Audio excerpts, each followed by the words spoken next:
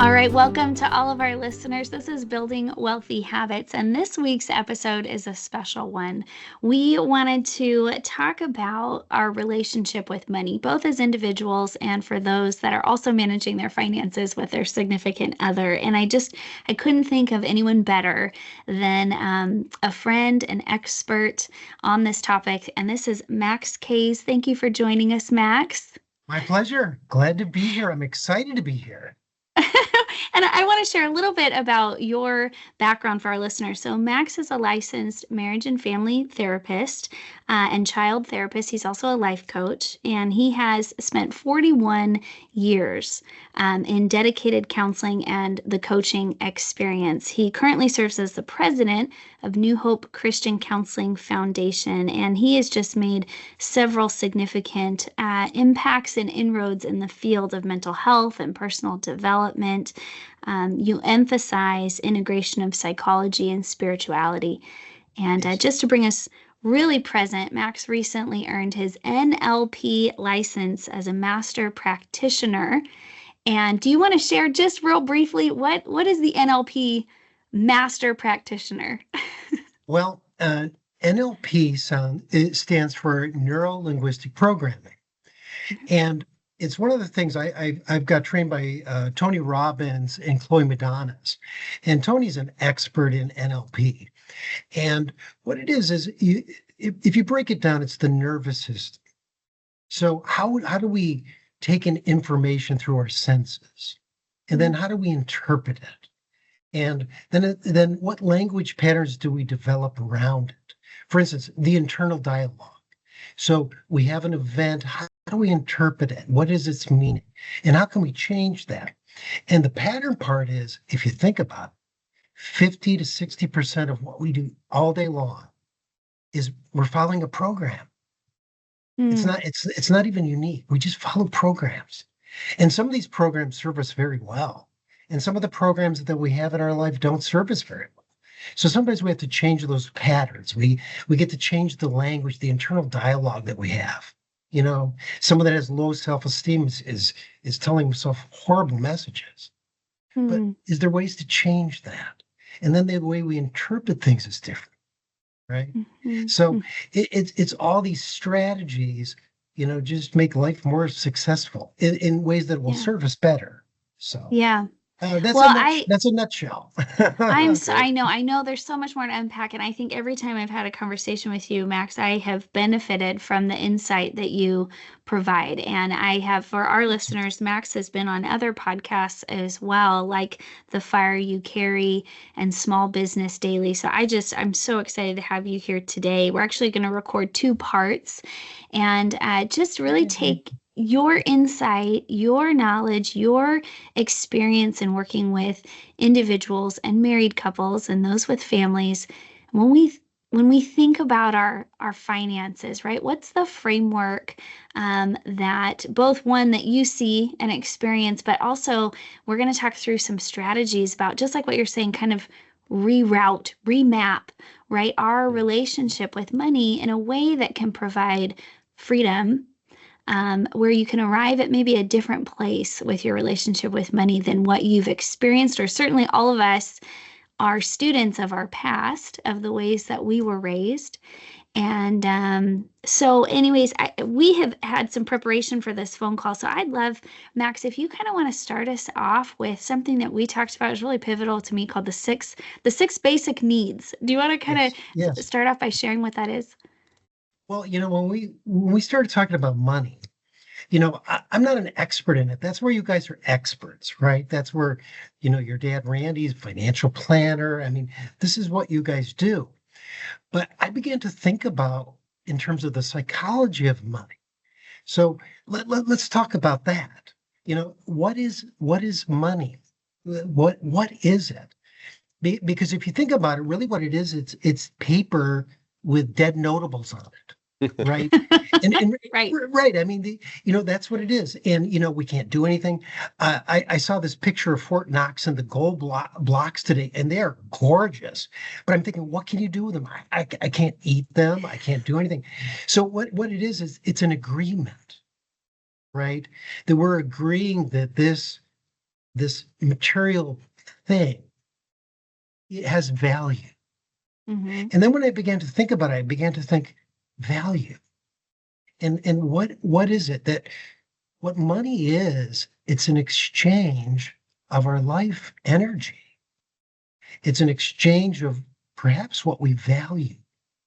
And then I began to think, well, when we look at money, our values are based on certain things that we need.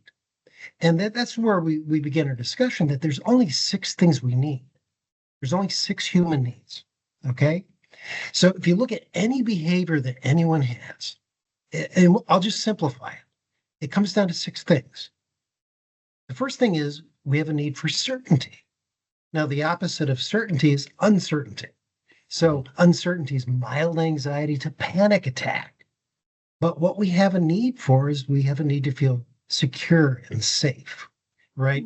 As we talked about, we live on a blueberry that's floating in space and it's going 1,100 miles an hour. And we're positioned on it like this, but we feel like we're standing up, right? And we're brilliant. We live in Southern California. We're living on fault lines, right? And so we have so much uncertainty. But what And we need is pay security. extra to live on said fault line. We do. But what we really need is we need certainty. Now, here's the thing about it. If we're certain all the time, guess what? We get bored. So we need variety. So the second human need, we have first certainty. The second human need is variety. The spice of life. That's where we find joy. In relationships, for instance, what makes it sizzle is polarity. And what that means is it's the dance of the masculine and the feminine, right? I mean, that's what creates excitement. One of the things I always do with my married couples is, I have them take them on a date night every week. Okay. And the rules are this: tell them when to show up and what to wear. Everything else is a surprise because we want excitement. Are you getting this, Jeremiah? So just a little. Sorry, I got a notepad. Yeah. Yeah, this is the bonus. So glad you're here, Jeremiah. This is great. This is the bonus. Okay, so we've got certainty, variety. The next thing is significance. And that is to know that we are of value. So a lot of times for guys, our question is, am I adequate? Am I enough? And I think for women, it's, am I lovely? Women want to be cherished. And so we have a great need to feel that we have a intrinsic sense of value. Okay. So we have certainty, variety, significance. The next one is love/connection. So it's written that way because really what we need is love. But most couples, unfortunately, they settle for connection. And that's why they come see me. Right. So we want to create, because really what it is being authentic and then being able to love and versus being transactional. A lot of relationships are really transactional, but what we need is love. So the next need we have is growth. And this is really important because if we stop growing, we stagnate. Now, we all know statistics are high. Someone retires a couple of years later, what happens? They die. They die. Right. They're not growing. They're not challenging themselves. So one of the things, and you notice this too, people ask me how old I am. I'm 27 years old. It's what, perpetually. I am, because that's the energy that I want to bring. That's how I look at life.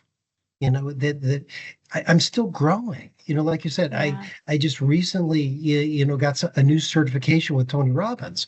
So because I want to grow, I want to keep learning. So it's really important that you continue to grow. And we'll get into that later, probably with retirement, that in any season in your life, whether you're a little kid, whether you're a teenager, whether you're a young adult, whether you're working, whether you have kids, whether you're retired, these needs, we all have them.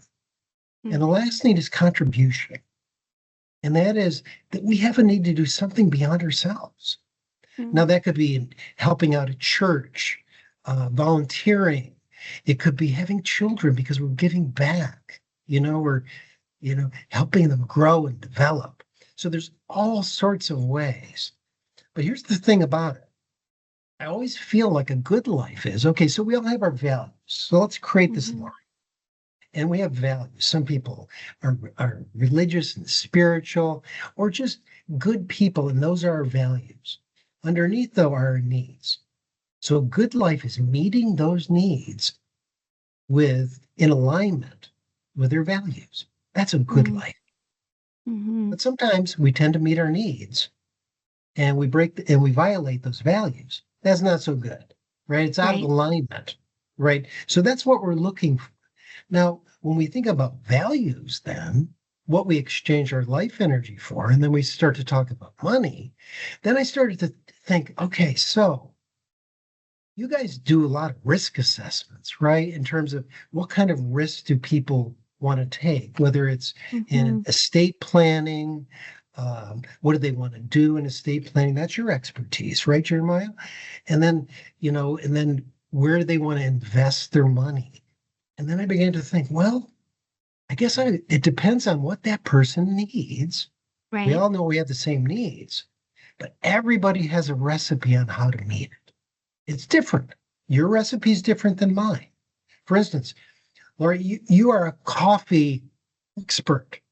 And the way you make coffee, maybe the recipes and all the different unique things you do is probably very different than mine with my Nespresso. Right. And the outcome may be similar. The why we do our coffee may be similar, but the how, right? Like that's right. Yeah. You have a different way of doing it. We may have the same outcome. You're right. But different ways of doing it. Yeah. I love your connection with the needs that we have and the connection then to your values and how you want to align those up. We talk a lot with clients and on other podcasts with kind of how your money needs to line up with your values. And we talk usually in the context of spending. When someone comes, we start looking through their budget. We often tell our clients, like, people we're working with don't need to be on a budget in the sense of, I need to, watch all my pennies each month. But the budget and the spending plan, we want to create that reflects your values. If you care about connectivity to your family, well, are you spending money on that? If you say that you don't care about this or you care about nutrition, are you spending money on fast food? Like, let's make sure that your money is lining up with your values.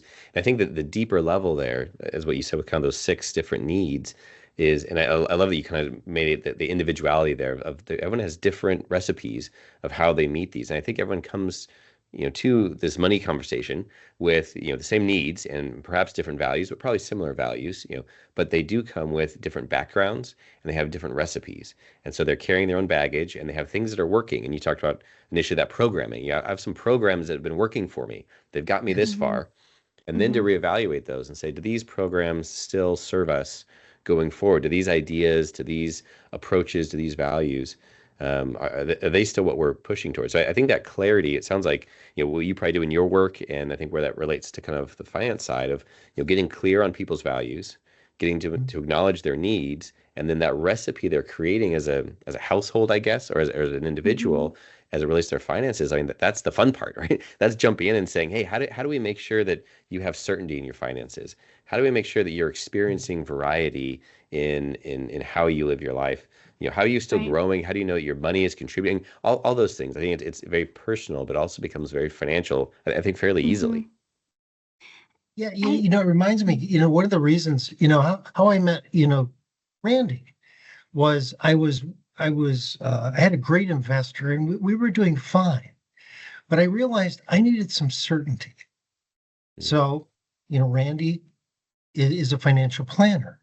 So I needed I didn't know what to do with it. Even if I have, if I'm like Donald Duck's grandfather, with that whole, all the gold in his, his vault, right? Yeah. In his vault. Yeah. I don't know what to do with it. So, so it made sense to go to a financial planner to give me more certainty so I could plan and I could see where things go. And then, what I want to do with it, meeting the needs, going forward. So. Yeah. It's interesting when I think about the history of this industry. I mean, I certainly benefited from a dad who's been in the financial services industry for as long as I've been around. And now that Jeremiah and I are together in this industry, we can look back with his experience and say, 40 years ago, this industry was very transactional.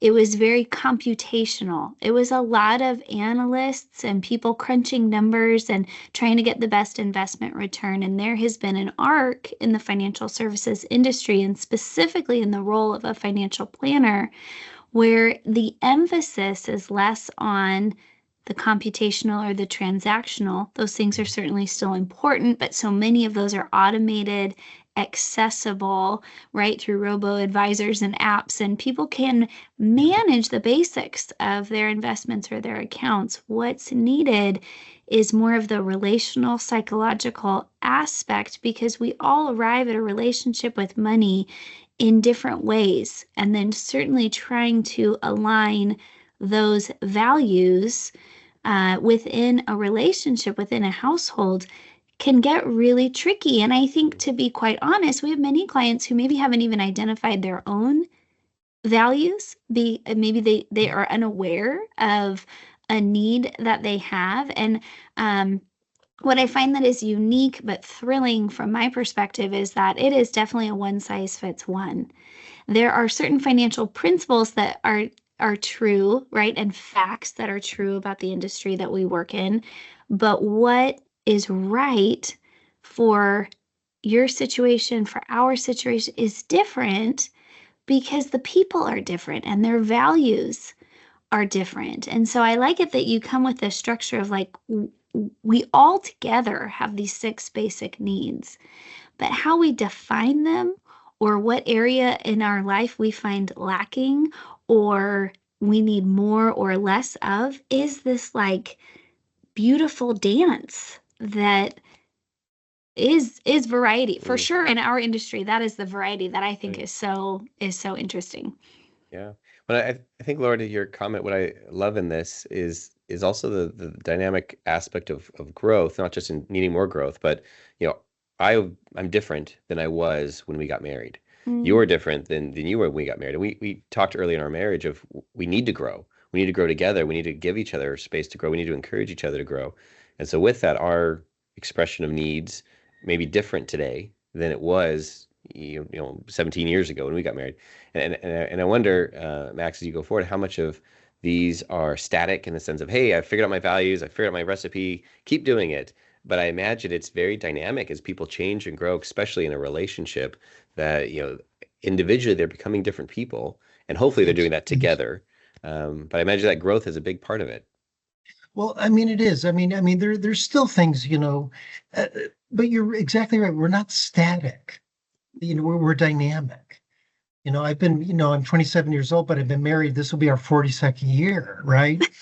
And I love the math on that. I know. Figure that out. I'm Benjamin Button, right? I'm just you keep me younger. I love it. But I mean, there's still things that, I still run patterns. My parents and grandparents, they grew up in the Depression, so I still squeeze the dollar till the eagle grins. And I'm that guy that'll pick up a penny on the ground, right? Because, that was the value. I still have the work ethic. But I find myself in my relationship too, the seasons. I know there's times where, for instance, my wife at times will think I'm a certain way, but I'm not that way. For instance, I used to be really kind of more interested in politics and things like that back in the day. And I'm not as interested. I mean, I'm interested and I pay attention, but it's different. My view is different. So sometimes she'll say something to me and expecting a certain response, but it's like, I'm different, or just realizing she's growing. But, when we talk about needs, right, we talk about seasons, and in different seasons, the recipes change. When you get to be not 27, maybe you would need a little more certainty. So investment strategy is going to be different. You're not going to go as much crypto anymore, and you're going to go into some long-term investments, That's things a great, that are more stable. That's right. Yep. That's even great discussion. I know we talked about some different archetypes. We work with clients different phases of life. I mean, it's a good, moment to drill into, a big group of people that we work with are business owners, entrepreneurs, people who are in that often the building phase or the first turn of success in the sense that their business is launched, it is thriving, and now when they're coming to us, and we're having this conversation about finances. Often it's saying, what do we do with the money? Like we've had this, we have a very complex life. We're building. We maybe are new to having extra wealth, and how do we get it Right. to work? How do we run our business? So maybe we could talk a little bit about kind of the needs or the ones that are highlighted in that season of life. This is probably somebody from their, I don't know, 45 to 60 or so, Yeah. 45 to 55. Mhm. They've had some success, they have some skills, they're really hit it in their stride, and their business Yeah. is growing. But Mhm. I think there's some aspects when I think of growth or variety that's probably really high, but the contribution significance, maybe Mhm. they're starting to shift in that. Like, what are some of the things that that group of people are dealing with on a bigger level for that season? Mm. Well, what's really interesting when I'm working with entrepreneurs in that range, and what's really interesting is, I think in 2000, where everybody was doing getting the hits on the stocks and becoming wealthy when they're young, but we know, people really hit their stride in business in their 50s. And that Mm. 45 to 55 is like it's the peak. I mean, it's beautiful. I'm 27, but I feel like I'm in that place, right? Yeah. And it's a beautiful place to be. But when I'm coaching executives or business owners, I keep going back to the 6 human needs because things are Mhm. changing, right? So they have more money, or they've created the systems, right? You're a small business where you're doing everything and you're the answer to everything. And then you move to, smaller to medium, and now you're creating systems and you have people doing things. And then when you get people at this level, they're making decisions, and things are shifting so much. They're out of the day to day. I mean, I remember in my company, I'll be very vulnerable. So we hired someone to manage things, and for years I felt like I was into the weeds, right? And I'm looking out there, and this person's doing the tasks I used to do, and I'm watching them. So they gave me time so I could do other things, right? I could work on the business, not in it, right? I didn't have to feed the beast Mhm. anymore. I could, work on growing the business. And I looked out and I was feeling sad, almost, having they don't need me anymore. Yeah. But I Wow. created this, right? You know, Yeah. and then I'm working with someone recently, in process of selling his company. But it's always the focus is, what do you do now? You still have the Mm. needs. So you're not going to be in the weeds anymore. And sometimes it affected significance. I'm not important Mm. anymore. I'm not significant. But he created the company, right? So it's very important, very significant. But you see, the recipe changed.